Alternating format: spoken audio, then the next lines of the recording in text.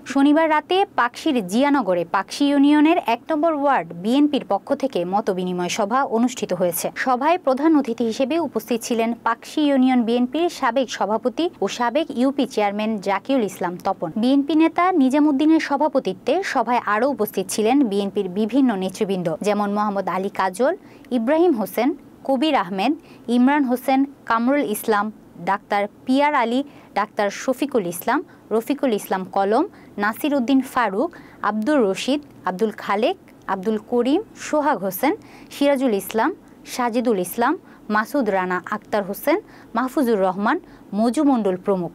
বক্তারা তারেক রহমান ঘোষিত ৩১ দফা বাস্তবায়নের উপর গুরুত্বারোপ করে সন্ত্রাস, চাঁদাবাজি ও লুটপাটকারীদের বিরুদ্ধে সতর্ক থাকার আহ্বান জানান।